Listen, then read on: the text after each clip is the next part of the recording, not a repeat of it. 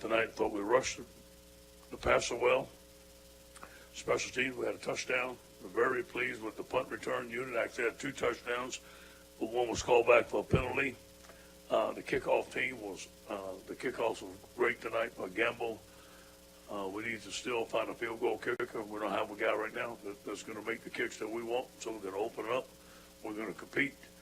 We played 19 true freshmen, which we're very proud of. The guys played very well tonight. I give credit to Chattanooga. I thought they had a great game plan. They came out, 3-step drop, moved the ball, ran the ball on us. Those guys competed very hard, and they have a good football team. But on to. And that was Coach Orgeron's comments after the Chattanooga UTC game, where LSU beat our Mocs 45-10. Good evening. It's his, Mocs Insiders, and got Jeff back with us. I'm back. Thank you very much for running everything while I was gone. I was very impressed with the radio knowledge that was being spewed forth without me here. So that's really great. It makes me feel absolutely worthless. But, for those of you who missed Coach Orgeron's comments, we will put up a translation later. Yeah. What Google Translation do you use for that, Jeff? Like, go to slingblade.com. Exactly. Does that even exist? He was eating biscuits and mustard while he was doing that interview. Anyway, welcome back to the Mocs Insiders. Welcome back to me. Glad to be back. Good to have you back, Jeff. Good to have you back. I haven't seen you in 2 weeks. Good to have you back. Well, you'll get over it shortly. But again, welcome back for the fans, and there were quite a few down there at Baton Rouge. It was actually a really good time, a super loud stadium, and a good environment. You know, we got what we got. We kind of knew we were going up against the number 12 team in the country.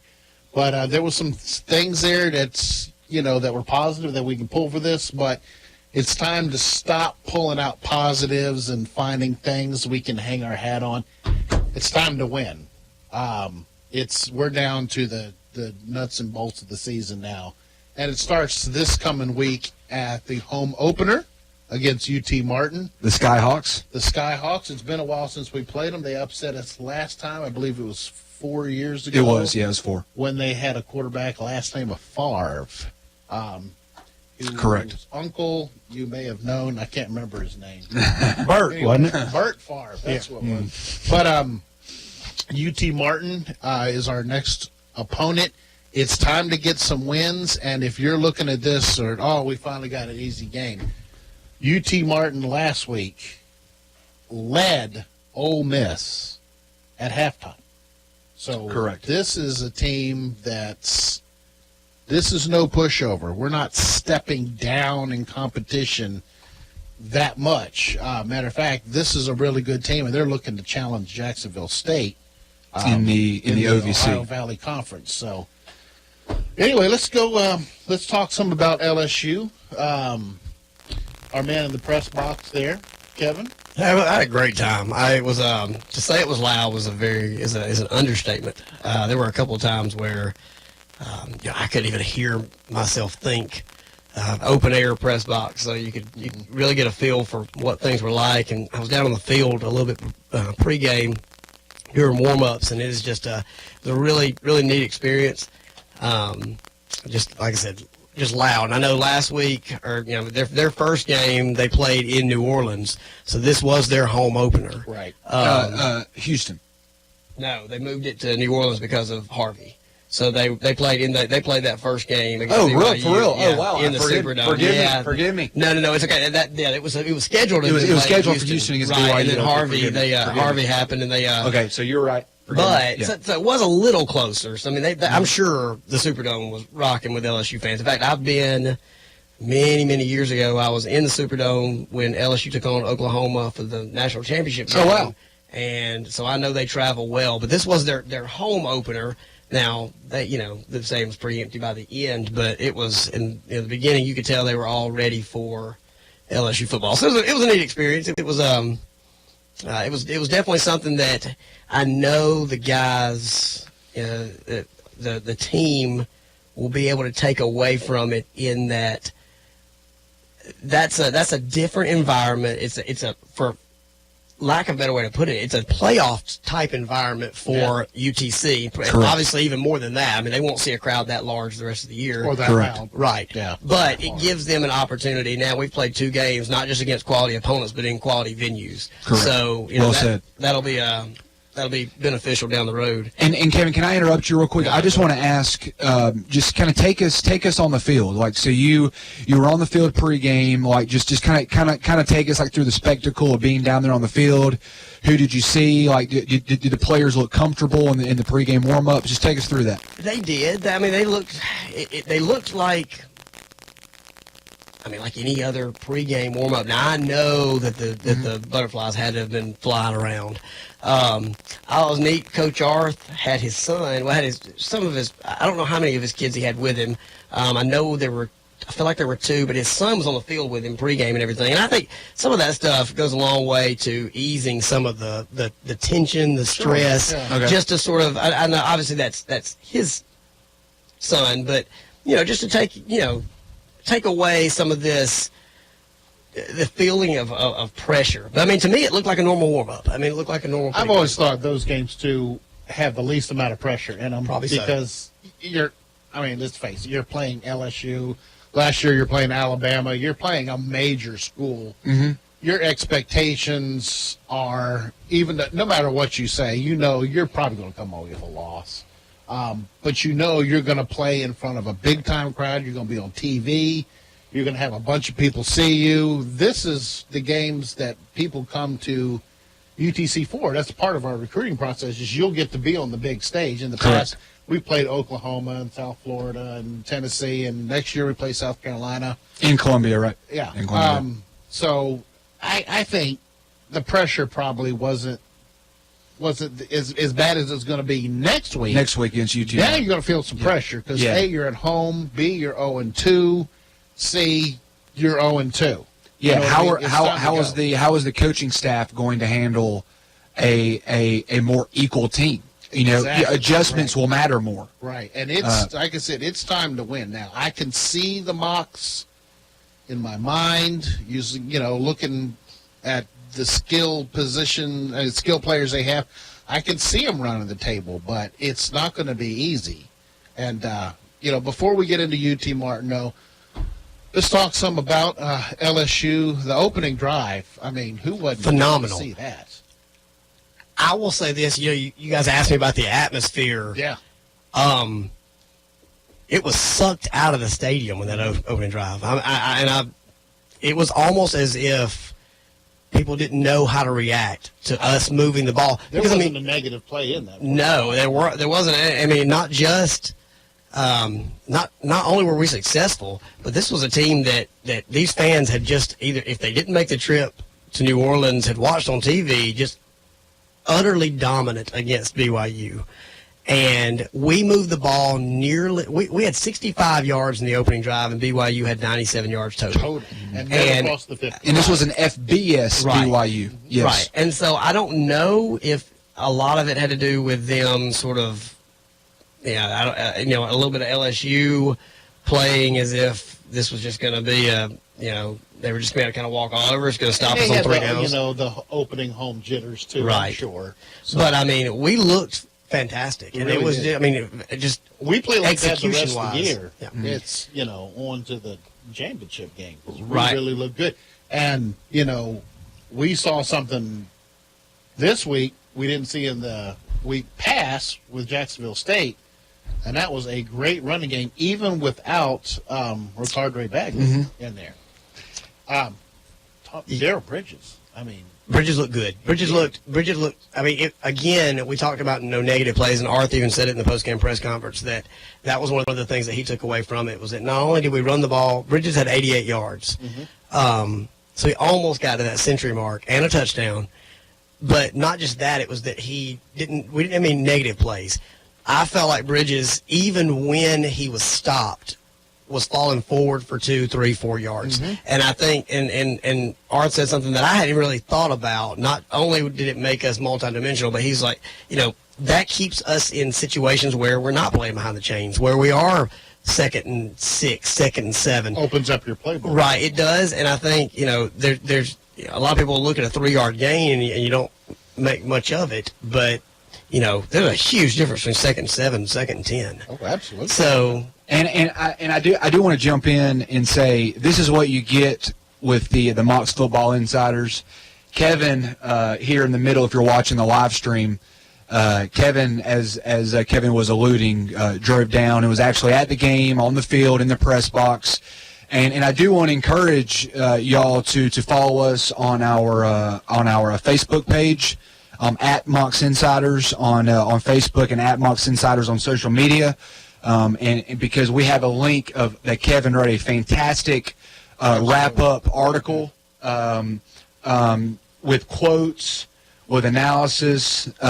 It was fantastic. So we're looking to build our Mocs Insiders brand. Again, we're not even at episode 10 yet as far as what we're doing. This is our first season. And I tell you what, but Sports Illustrated. Right. But just a fantastic article that goes just really in depth with analysis and quotes from. Very good. Because Kevin, you were able to get post game quotes from the head coach, from the players. Yeah, it was in the post game press conference. In the post game press conference. And let's see, Tay Davis was in there, and Nick Tiano.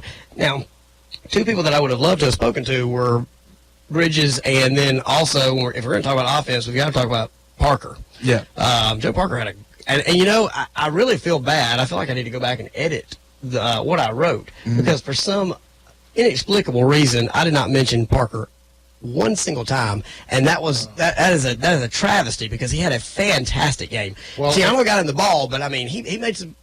He made some plays. good catches. Made plays. Runs after catch. And I have to throw over to Eric, who I remember at the beginning of the year, I said, watch out for Joe Parker. And I quote Mr. Cooksey, who is Joe Parker? You know who he is now. You know who he is. Yeah, so he is a fantastic receiver. Did he go over 100? Yeah, he went over. He totaled. Okay, so I got the stats here. Joseph Parker caught 6 passes for 104 yards and had 5 kickoff returns for 109 yards. Over 20. That's against the LSU special teams unit, right. which is no slouch. So Joseph had 213 all-purpose yards in a loss to number 12 LSU.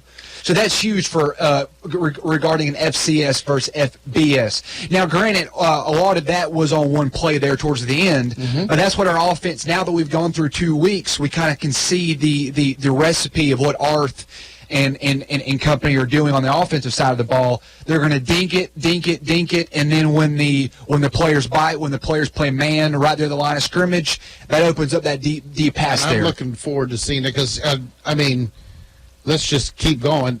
Alfonso Stewart had a good game too. You can't just put everything over on little Joe P, because Alfonso Stewart had a good game too. Had some great catches. Stovall, I still think he's a little bit bothered from his injury, but I believe he only had about maybe one target. Yeah. But I will say that regarding Joe, he was a nomination for Offensive Player of the Week in the Southern Conference this week. So he's getting noticed, and he was also a nomination also week 1. So that's 2 consecutive weeks of being nominated as far as offensive before the year. Right. And I would assume we'll look at the UT Martin here in a bit, but I would assume he's going to average probably somewhere around 9 to 12 targets or even catches for probably every game for the rest of the season. And going back to the running game, and these are things we can really get excited about going forward.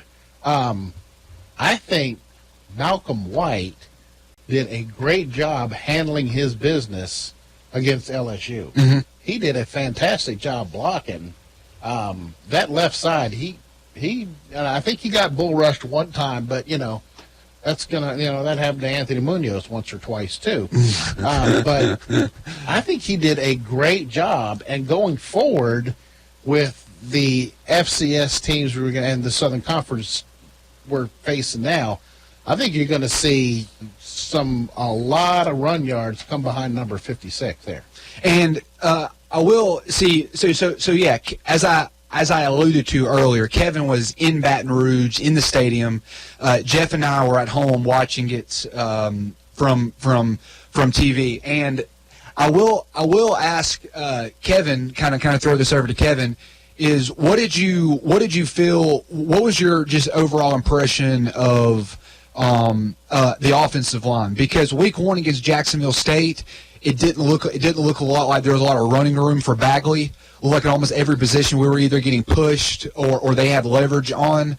What was your kind of takeaway from maybe as far as offensive line play against that stout front seven of LSU? I would say running the football, I'm not really sure that there was a lot of push, but I could definitely say that there was they held their own up front. There wasn't a lot of penetration. They weren't getting to the Bridges in the backfield, and I think that therein lies your no negative plays, or very few negative plays. They didn't have a lot of penetration, which we saw a lot against Jacksonville State, right. Where you could barely even get the handoff. And so, while I can't say there were holes you could drive your car through, you are talking about the 12th ranked team in FBS. I think we're starting to see the chemistry kind of come together too for the offensive line. I'll say this, and as you're talking about chemistry, one thing I noticed was, and I just looked at the stat, and I was kind of surprised to see that Tiano had been sacked 5 times because it didn't feel that way. I noticed a number of times a good solid pocket. I was about to say, yeah. From. He had time to go through his second read. Right. Whereas Jacksonville State, it looked like he was hitching that first read. He was going to it because he had no time to even look at to the other side of the field. I also noticed this, and I'm not really sure. You'd have to go back and watch the film, but I'm not sure how many times we actually ran play action against Jacksonville State. There were a number of times when we went play action against LSU, and that only happens when you run the football. You cannot. There's no reason to even bother faking a handoff when you haven't run the football for more than 20 yards. Exactly. So when you start running the football, and it wasn't like we were doing the play action was there, but sometimes it was for show. But if nothing else, it holds the linebackers for an extra step or two. Yep. So, but again, the offensive line, to me, played about as solid as I would have expected them to play against that team, against that defense. Yeah, I actually, from my vantage point from the couch, was, from my vantage point from the couch, I was actually more impressed with the offensive line.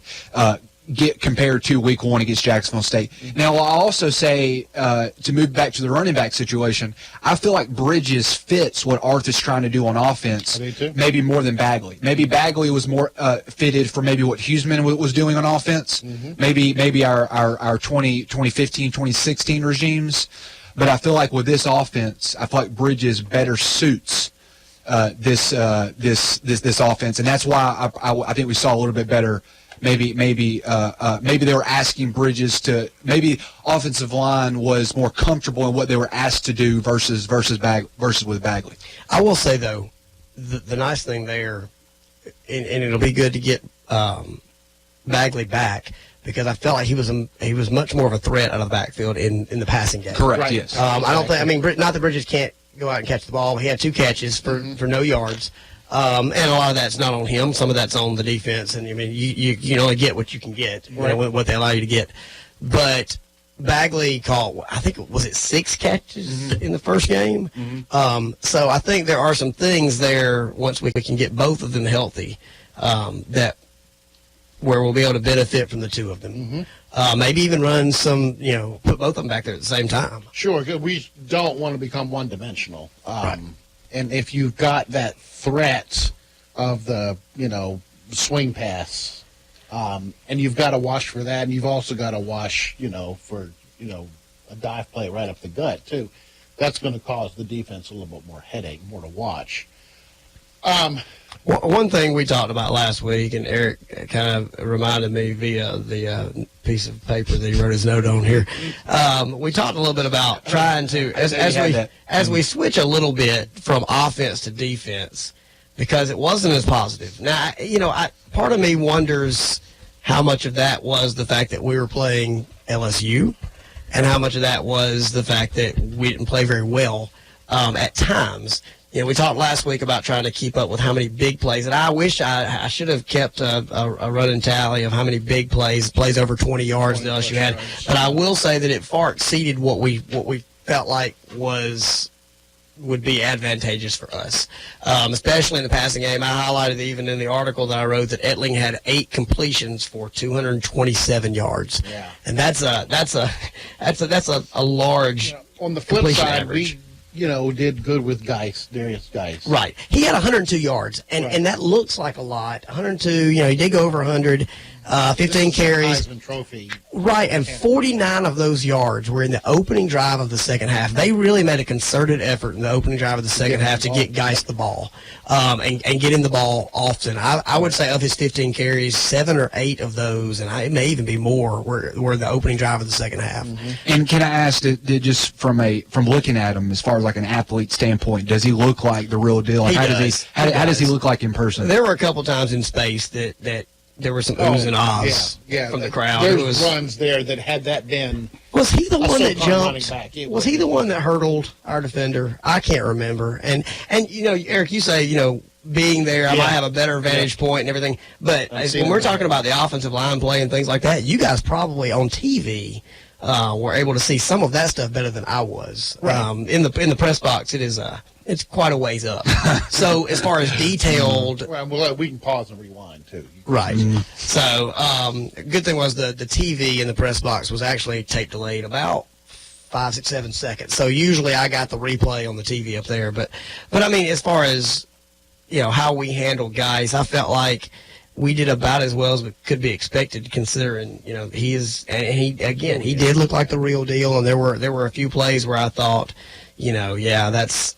I don't think their play calling was as aggressive as it will be later in this season. I think there were, it was a lot of base running plays. You're referencing LSU? LSU. Yeah.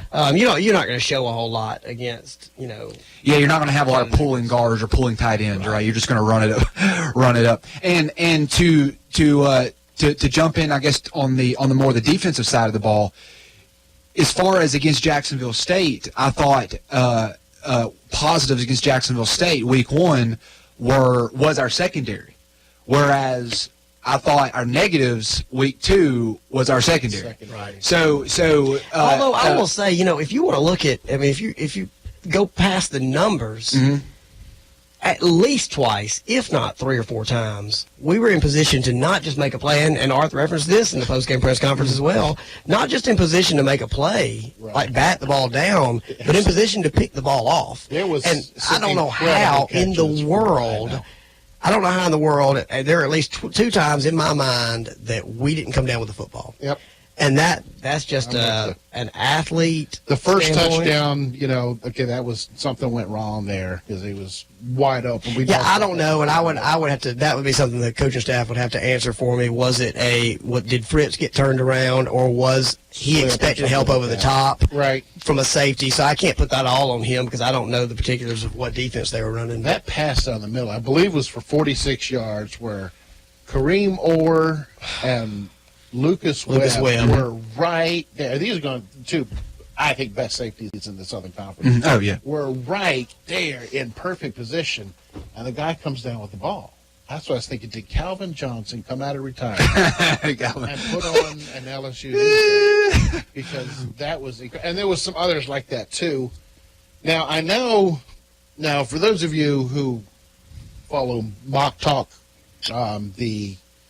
the forum for the UTC Mocs, all things UTC Mocs. You're referencing the online message board, right? Okay. With Bob Malky. I know there's some rumblings, and I think it's worth talking about. Is the 3-4 defense working, and more importantly, is it going to work going forward, or should we go back to the standard 4-3? I think we really don't have enough information, right? Really, based on the teams we've played, exactly, and the fact that they've only done it for 2 games. Now, I know the 2 more summer games like this, right? I know the summer and stuff. BMI, but you have to look, and I think maybe I'm talking too far out here, but this is now Tom Orr's team. yeah. And as much as we want them to be successful right now, if that's the defense that Tom Arth and his staff want to run, they need to stick with it through the end of this. Right. I mean, through the season, because it may not be as successful as we would like for it to be this year. But if we start jumping back and forth defenses, I think you're never going to be successful. And we've all seen flashes of where that's going to really work. And I think in that first defensive stand that we did, I believe we forced a punt on the first. No, they scored on Did their they? first drive. If I'm not mistaken, I had to look at that. But Oh, I I was feel like doing they the came. dishes at the same I feel like time. they came right back. But I mean, I know there was some pressure there coming from the outside linebackers. So there, I have seen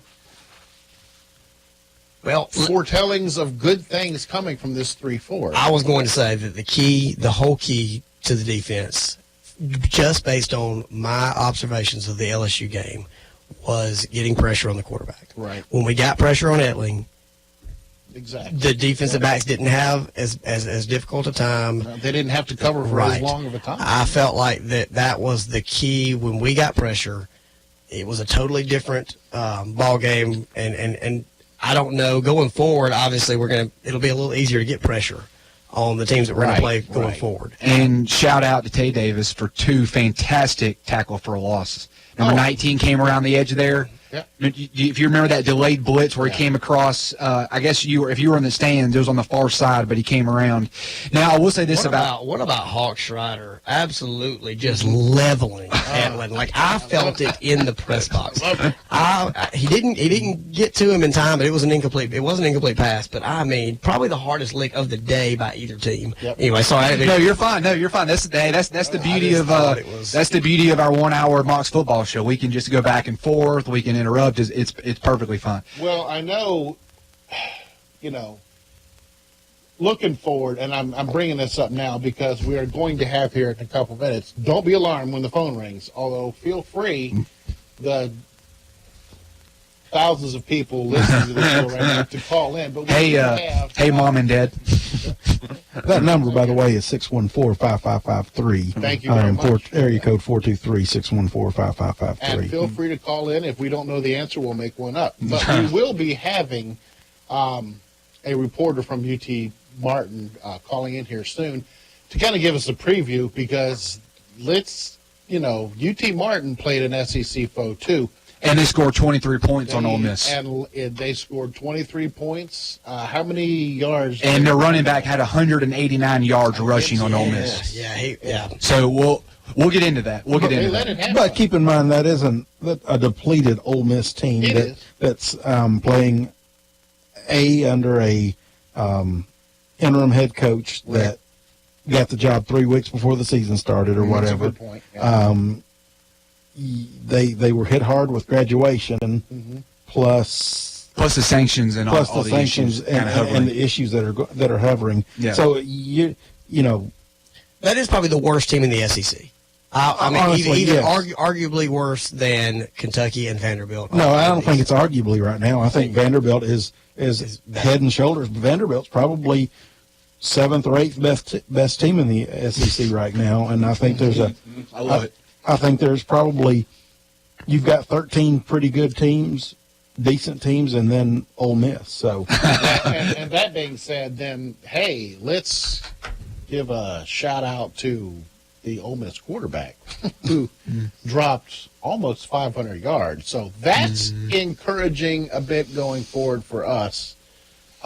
Tay Davis, to jump in real quick, Tay Davis is third, number 19 for UTC. He is third in the conference in tackles. He has 21 tackles through 2 games. And Tavon Lawson, another linebacker for UTC. we got a call coming. We got a in. call. Hey, You're on the Mocs Insiders. Yes, it's Matt Harris. All right, here we got Matt Harrod. He's the sports editor of the UT Martin's campus newspaper, The Pacer. Matt, how are you doing tonight? I'm doing good. How are you? Doing pretty good. So Matt, we'll jump into it. Obviously, we actually just talked a little bit about y'all's game against Ole Miss. That's obviously we were talking about that Ole Miss is not exactly the Ole Miss that they were, a couple of years ago, but that is still They're still Ole Miss. right. They're an SEC team and a good SEC team, and you guys were right in it, until the second half. What was the reaction, kind of around campus after that game? Was there, what was the overall feeling about your football team going into the rest of the season after that game? Well,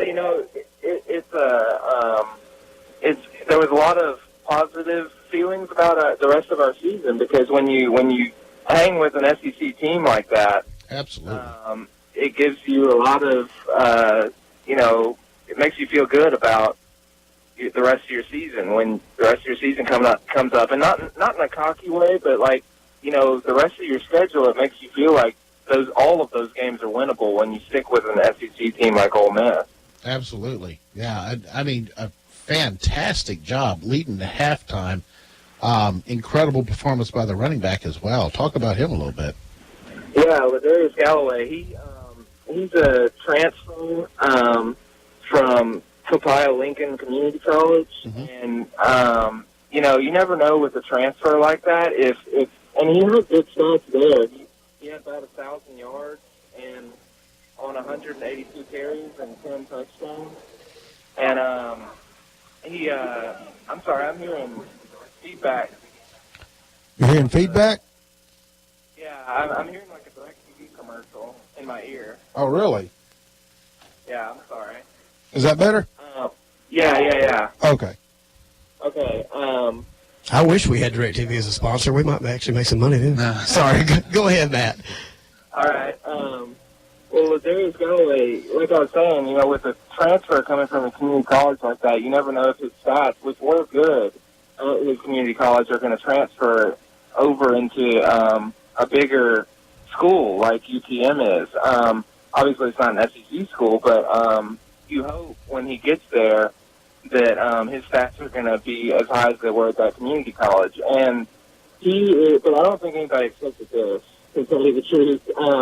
The understood starter at the beginning of the season was Marquez Grayson. Mm-hmm. He's a senior, and but the first game against Clarion, the Coach Simpson was subbing in a lot of backs, and Galloway he just took it, and he had 157 yards, the touchdown, and he had 3 receptions for 41 yards. So I mean, he's a great surprise. I mean, it's not a surprise, I'm sure, to the people who know him and know what he can do. But well, that also says too a lot about your offensive line, because he didn't do that by himself. So that's good right there. That's absolutely, yeah. Yeah, he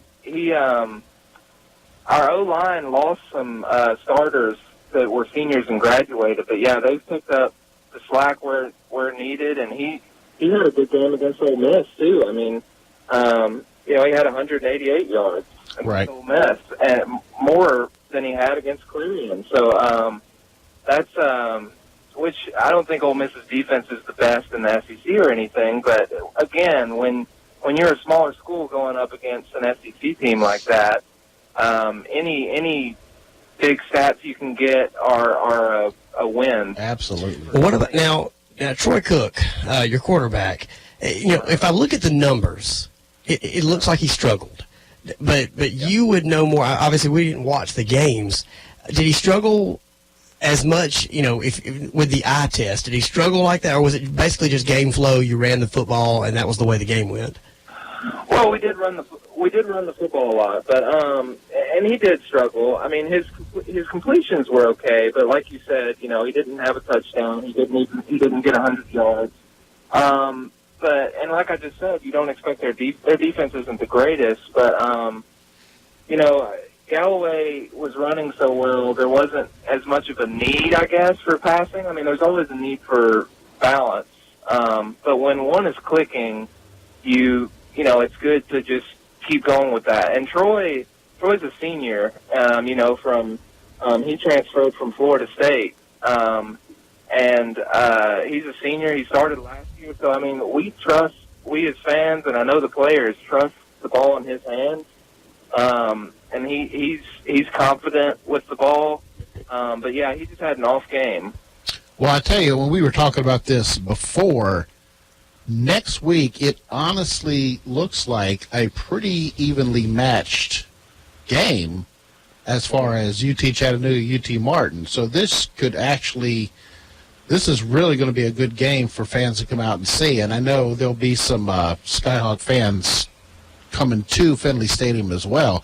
But this does look to be a really, really good game. Absolutely. Yeah, this matchup looks really good. Our defense against Clarion was one of the highlights of the game. I mean, we hadn't shut out a team, I think it was since 2011, and we shut them out. And that was big and exciting. And I know y'all got a good quarterback in Nick Tiano. Correct. Yes. Right. Mississippi State transfer. Yeah. Yeah. So it'll be interesting to see Troy go against y'all's defense and Nick go up against, And vice versa. Correct. Right. Yeah, I think that aspect of the game especially will be very interesting to watch. Now, what are the expectations? I know preseason you guys were picked second in the OVC, obviously behind Jacksonville State, and we saw Evil Oh, firsthand. Empire, Yeah, what we call them here. We saw firsthand just how good Jacksonville State is, But does a game like last week? What are the expectations? I guess as you move after our game and move into the OVC schedule, and even in taking on Jacksonville State. Well, I mean, depending on what happens in the game Saturday, like I said, I think that the feeling among the players and the team is very confident. I mean, Clarion came into our house and we shut them down, and we played a good game against Ole Miss. And like we were saying, we think, y'all think that the game Saturday is going to be a good game, and I do too. I think it's a good measuring stick for both programs. I think, you guys, you had your Ole Miss game, obviously an FBS at an SEC school. We played LSU. LSU's obviously better than Ole Miss, but I mean, it's still, those games are really hard to read. We played Jacksonville State in the first game, and Clarion, I know, you guys played a really good game, but it's probably hard to tell just how good you were in that game, because Clarion's not exactly, an FCS power. This is probably, like Jeff said, such a good matchup that both teams will leave this game knowing kind of where they stand. Yeah, that's a great point. I didn't want to just come out and say Clarion was, but yeah, they couldn't move the ball. I mean, it wasn't all our. I mean, it was our defense. Our defense is good, but Right. we couldn't get anything clicking on offense. So yeah, I agree. We kind of played a team that was way below, below our conference, and then one that was way above, and y'all played one that was in our conference but good, and then one above. So yeah, Really good. I tell you, we are going to be pulling hard for UT Martin when you do play Jacksonville State. yeah. I mean, I think we would pull for ISIS over Jacksonville State. Oh, wow, that's a bold statement. Yeah, we're not very high on Jacksonville State up here. We and this game was the game against them was a little bit wider spread than it has been in years past, but still, So in kind of to close things out, is there anybody? But obviously everyone focuses on running back and quarterback. They get all the press. They get all the headlines. Is there anybody that you can think of that maybe nobody knows about here, off of campus, Question, yeah. but that we should know about going into Saturday's game?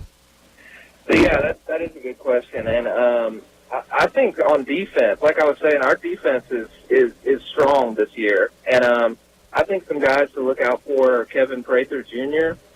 He's a linebacker, and I mean last year, he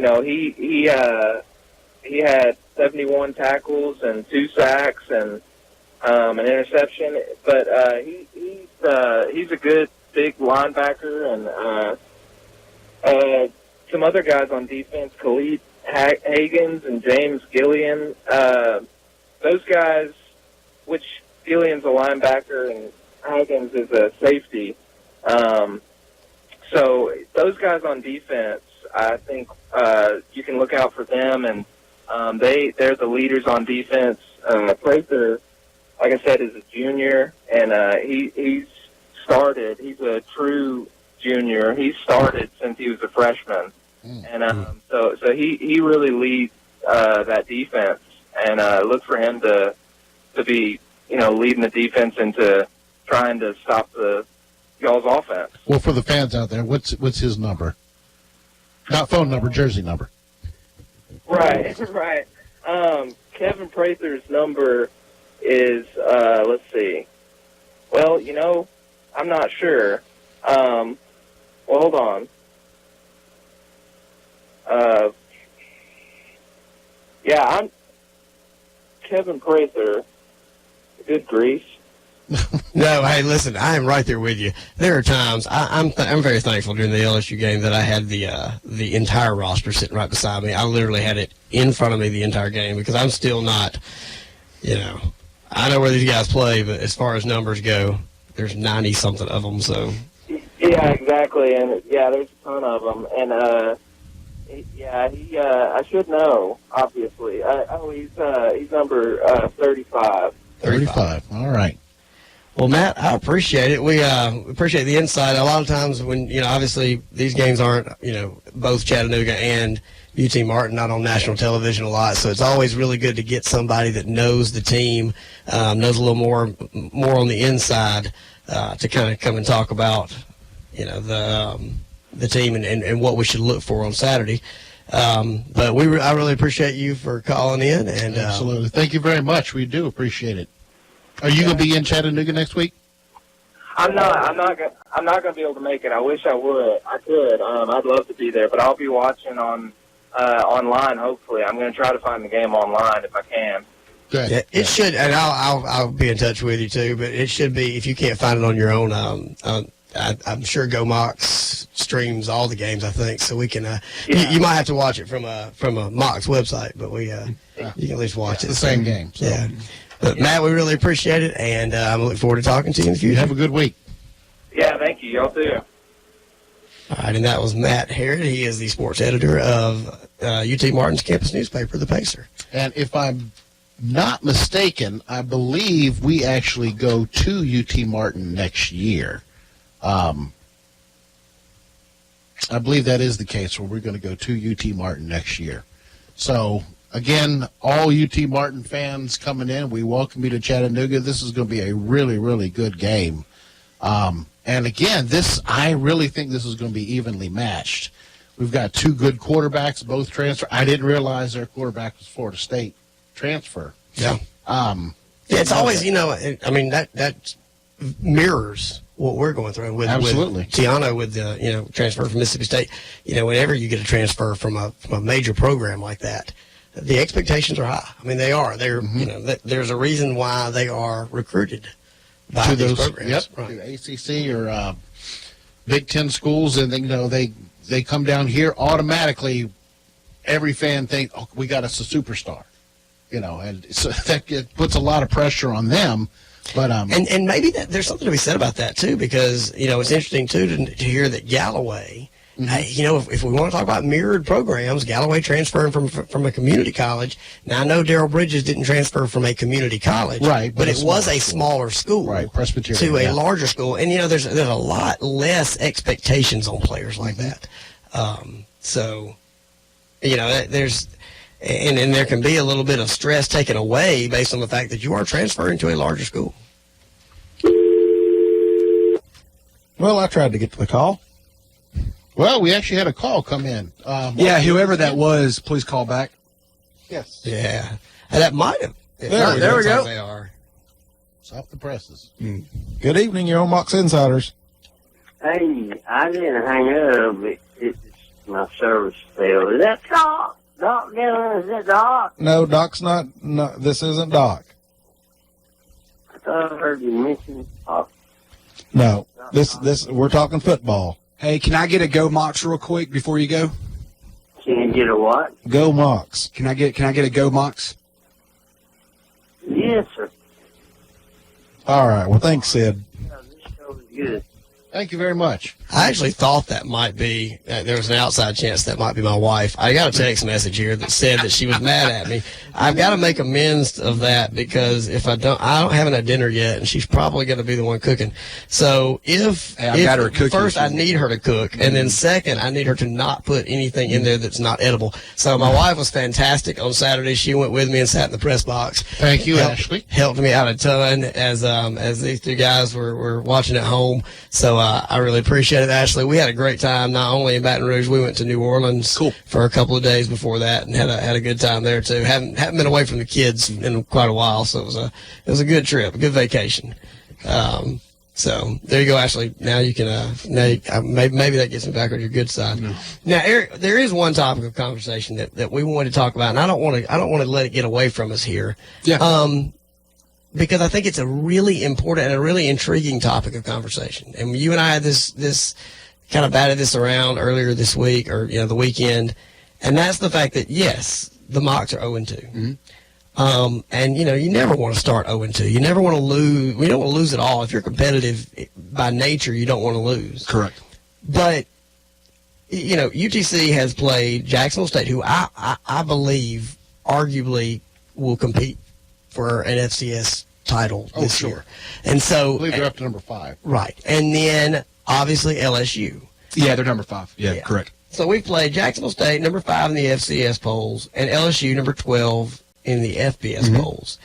And then you've got other teams out there, and you'd have to tell me who they play, but like the Citadel is 2-0. Haven't Correct. played who were Newberry, not the medal, not the award winner. Newberry, and also the Blue Hose of Presbyterian. Hose, HOSE. Yes, Tommy was ready with that. Thank you. So Scottish, right? So you got Newberry and Presbyterian. So they're 2-0. So if you're looking at records, their records obviously better than ours. But which would you rather have?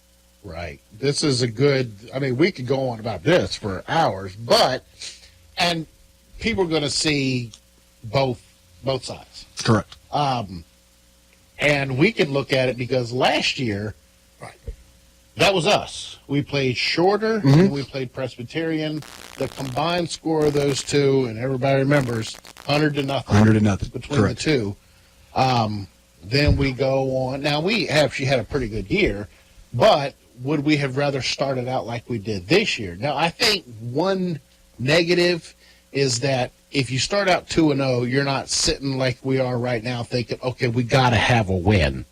Now it's crunch time, where last year we're thinking, we're 2-0, look how good we are. Mm-hmm. So, I think there's more pressure now, but I agree. Do you really know your team and its capabilities when you start out with a Division II, and then, Presbyterian's a Division, 1 school, but well, to jump in real quick, UTC started out preseason in the Stats FCS poll, which is the media poll. They started out 12th preseason, and now that we're 0-2, again, what Kevin said, playing Jacksonville State and playing LSU, we've actually dropped to 15th, right?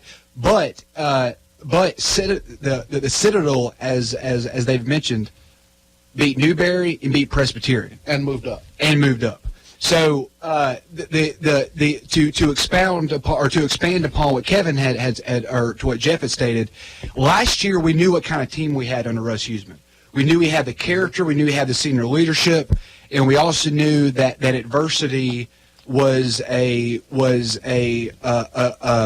something the team welcomed, as opposed to a burden or a liability as far as team morale. We knew when we were 0-2 last year we could bounce back, but this year with a new coach, with a new regime, with essentially you have a new quarterback under center, you have a new running back in Darrell Bridges, you have a new defensive scheme.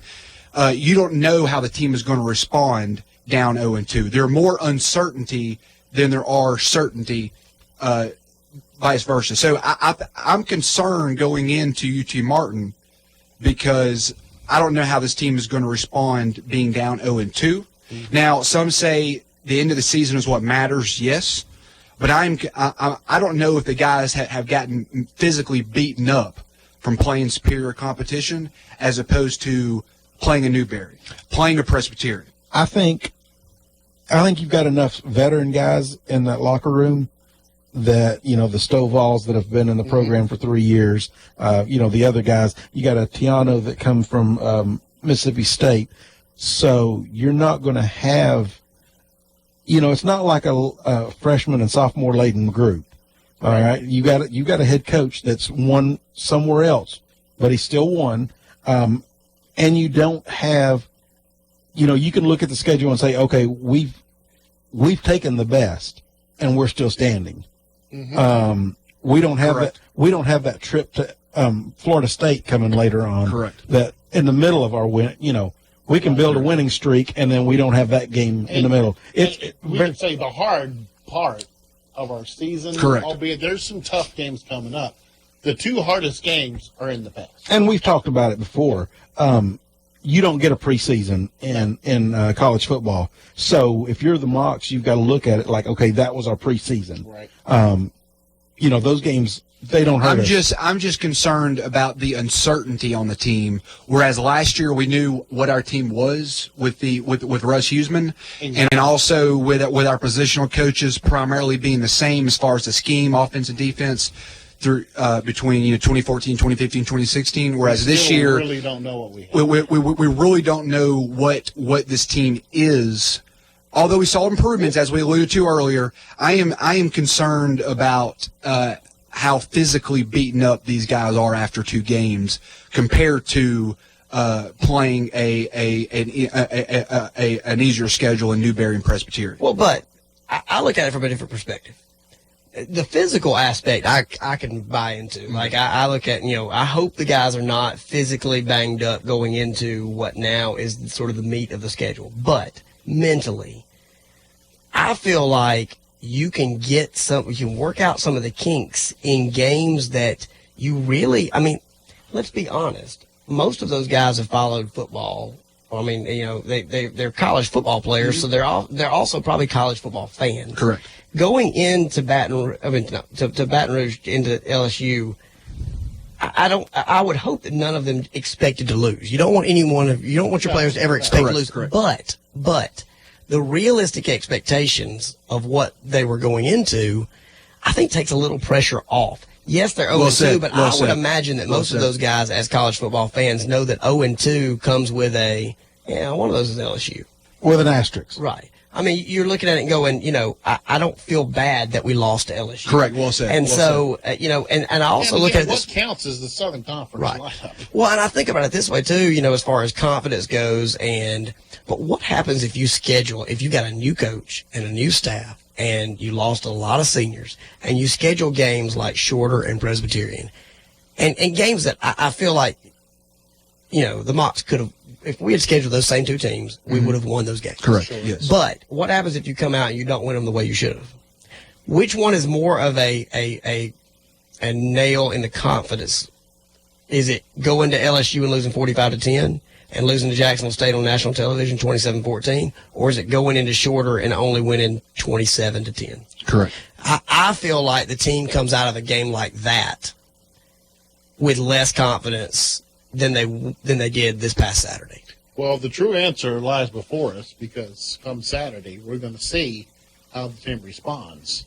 I like the way UT Martin did it, having one game like a Clarion and then one Clarion, game Ole yeah. Miss. I think that's kind of a good mixture. Right. It is tough playing the two, but man, when you get a chance to play Jacksonville State on national television, I don't know that you turn that down. Right. Now, to look forward on our schedule, I will think playing Jacksonville State and LSU will help us towards the end of the season more so than the immediate future at UT Martin.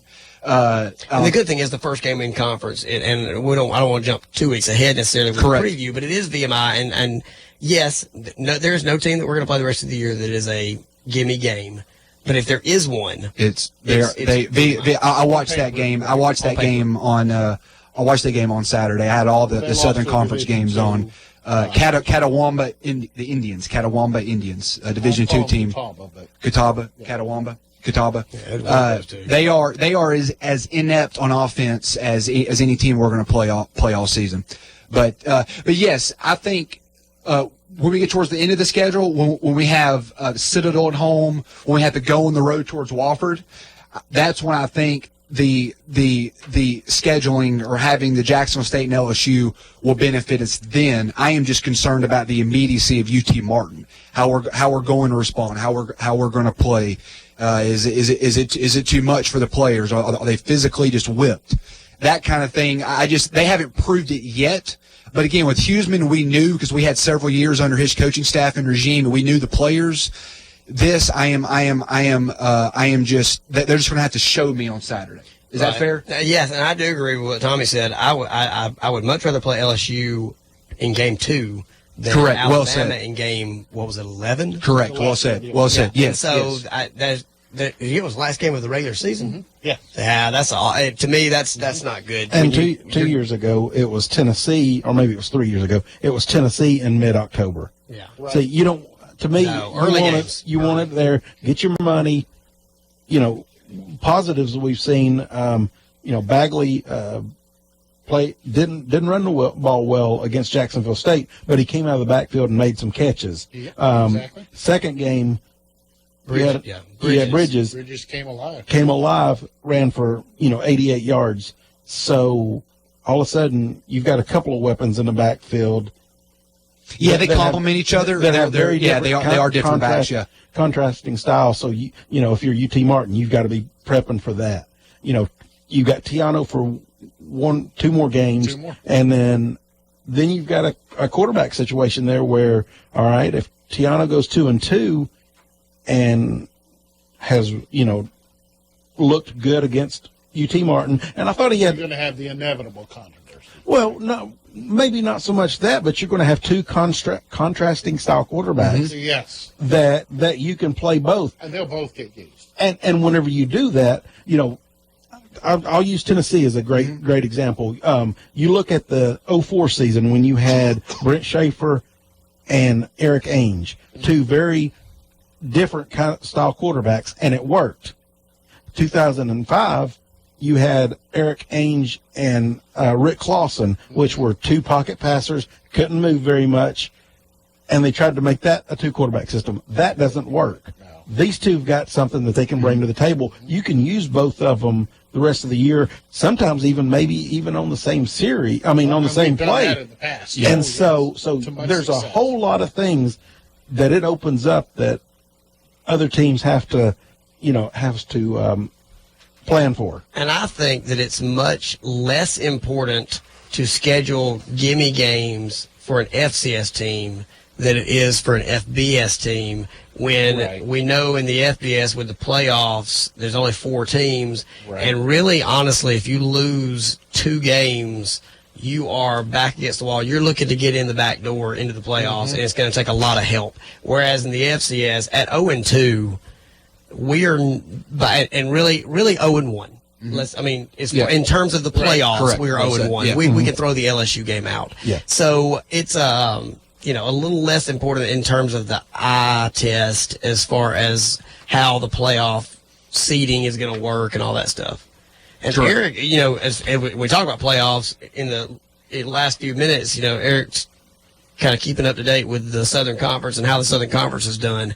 What happened this Saturday? I was a little busy this Saturday, and I really honestly didn't get to watch as much and keep up with as much as I had the previous Saturday. Yeah, and here at the with myself, Kevin and Jeff, we're trying to create this Mocs Football Insiders, and right now, as we had alluded to earlier, we're kind of in the inception stage. So we're at the games, we're in the press box, we're getting interviews, and I've just decided to kind of take this role of following the Southern Conference as a whole more closely. So just watching the games on Saturdays, being aware of what's going on as far as competition and scouting standpoint. But I'm going to start doing this thing on Tuesdays where I give my power rankings, so-called power rankings. So this is the first time I'm doing this. I'll kind of just breeze over each team real quick, just to kind of give my power rankings. But I have the Citadel after 2 full weeks. I have the Citadel at number 1. They won the conference last year. Again, of what I spoke on earlier, I know they played Newberry. I know they played Presbyterian. But they've shown nothing to me as far as performance that shows that they have slid or reduced in play or that they still don't belong on the They're the champs until someone knocks them off. Right, right. So, secondly, I have Wofford. They were preseason. They were the preseason selection to win in both coaches and media polls as far as winning the conference. They have Mike Ayers, who's going into his 30th season as head coach in the Southern Conference. And I will say this, guy, this is a huge accomplishment. Mike Ayers is at win 199 as head coach of the Wofford Terriers. So they're off this week, but next week they play Gardner-Webb.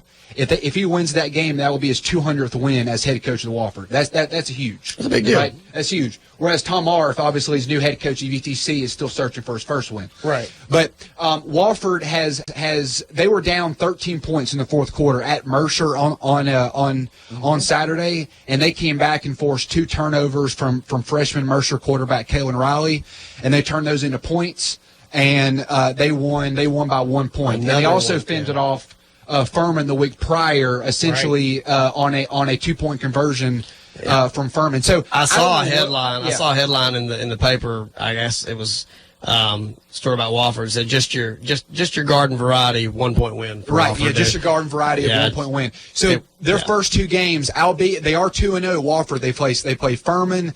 Then they played on the road at Mercer. They're 2-0 in the conference. They're 2-0 in the conference. And that's a big deal. They've scheduled 2 conference games immediately. But this was a team that was projected to win the conference. However, both games have come down to the final possession. So moving on, I've got Chattanooga at number 3 as far as my power rankings. Again, we don't really know what this Chattanooga team is, facing 2 superior opponents in Jacksonville State on the road and also on the road at LSU. But we've seen improvements as far as the quarterback, as far as offensive line, as far as running game. We see an identity on both sides of the ball. And I think we can compete with the Woffords and the Citadels in the conference. You wouldn't call that Jacksonville State a neutral game? That was completely tongue in cheek. No, it's fine. Anyway, keep going. It's fine. So I got Chattanooga at 3. I've got Mercer at 4. Although they have a freshman quarterback, they led pretty much 99% of the game against Wofford. I think Kalen Riley, quarterback for Mercer, is the future of our conference. We're gonna hear about him the next 4 years at about 6'4", 230. I've said that the last 2 weeks. But however, he had 2 turnovers against an experienced Wofford defense. But I feel like Mercer is fourth best team in the conference, just on both sides of the ball as far as athletes and how they match up. I've got Sanford at number 5. Now Sanford has essentially best quarterback in the conference in Devlin Hodges, who's won the Southern Conference last year as far as Offensive Player of the Year. But they have an inept run game, and their defense is pretty much non-existent, right? So they had a shootout with Western Alabama, Division II Western Alabama on Thursday night. Now they're going to score points on people, but I just think that people are going to outscore them. They didn't even have 50 yards from a running back against a Division II Western Alabama team on Thursday night. Again, Sanford is 2-0, but I feel like Mercer is a more complete team, and I feel like Chattanooga is also a more complete team. Behind Sanford, I got Western Carolina. Western Carolina went on the road week 1 at Hawaii. They had 4 missed field goals and 3 turnovers, but yet they lost by 3 scores against Hawaii, FBS Hawaii. They come home and they score 60-something points on a Davidson team. And this is not a Davidson team that we all know as far as basketball with Steph Curry, right, Jeff? Right. Steph Curry does not play on the Davidson football team. But Tyree Adams, the quarterback for Mercer, or the quarterback for Western, had 5 touchdowns, and Detrez Newsome had almost 300 total yards. They racked up like 770 total yards of offense against Davidson. Similar to Sanford, they're gonna score a lot of points. I don't trust their defense, but I do trust Devlin Hodges more than I do Tyree Adams, quarterback for Western. Almost done here. I've got Furman. Furman coming in at 1, 2, 3, 4, 5, 6, 7. Furman coming in at 7th. They lost to a putrid Elon team at home to a field goal at home on Saturday. But again, this was a Furman team. Hangover there maybe. Hangover, yeah. You play on the road and almost beat Wofford on the road. and then you come home and just throw essentially a goose egg at home against an Elon team. Right. A dud will be the performance. So Furman's got a new head coach in Clay Hendricks. They have a new offense and a new defense. I don't know their identity yet. I'm just not sold on them as a SoCon contender. And with that, I transition into the last two teams. I got ETSU. ETSU beat Limestone at home. I will say this about ETSU. ETSU opened up their new stadium on campus stadium 2 Saturdays ago. They beat Limestone. They could go on the road and get absolutely trounced by number one James Madison. Right. Wasn't even a contest. And again, ETSU, they're essentially playing with sophomores and juniors, right? They just started their program, and they have a quarterback who prepped here at the Cleveland area. So ETSU is building something. They are just a year or two away from actually contending. Is that fair? Oh, yeah. Is that fair? Yes. And lastly, I've got VMI. There's not much to say about VMI. You go on the road, you lose 62-0 to Air Force. You come home and get beat by a Division II team with an absolute putrid, I don't even know if I would call it an offense. So VMI might go winless this season. So that's pretty much all I got for Eric's Power Rankings. That's my Week 1 edition. If you disagree with it, you can find me on Mocs Insiders, at Mocs Insiders. We can talk about it. I'll give you his home for that address. matter. Hit us up on social media at Mocs Insiders. We're all about discussion. Kevin is going to do a 3 things you need to know about each opponent in the team. Yeah, and I'll go back and kind of review the 3 that I had last week too. Go ahead. Yeah. But and get that out there. Don't be afraid to eat your pride if you have to. Yeah, I know. Every good reporter does. I might have to. There were a couple of things. Well, just the 3 keys from last week. A couple of them were handled. A couple of them were, I think, a couple were not. I'll also say we really want, especially with this home game, we really want to talk to you guys. Absolutely.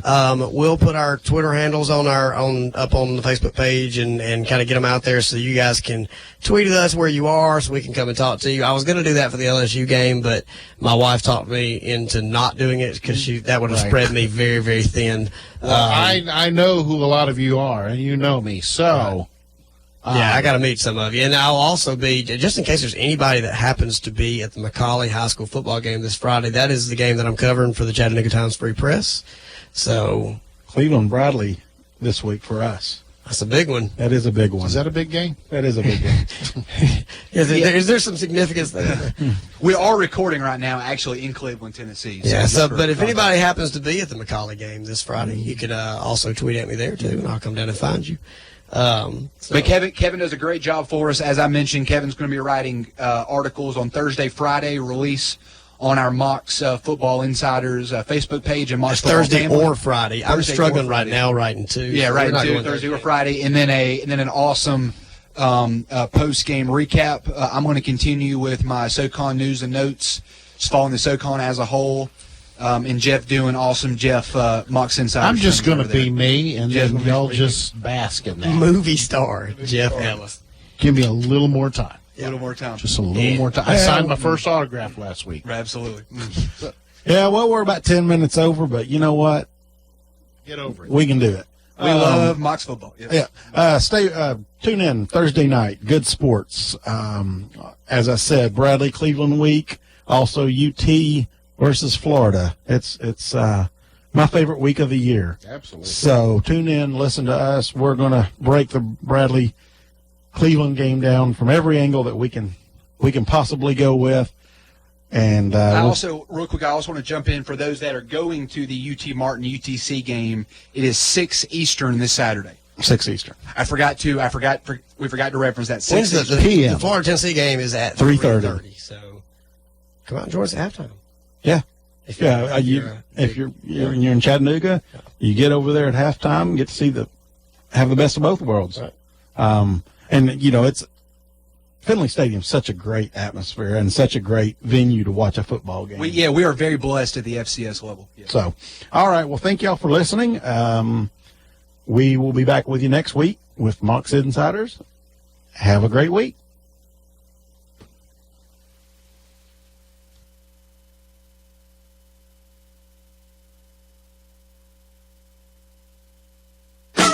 Hey, this is Frodan.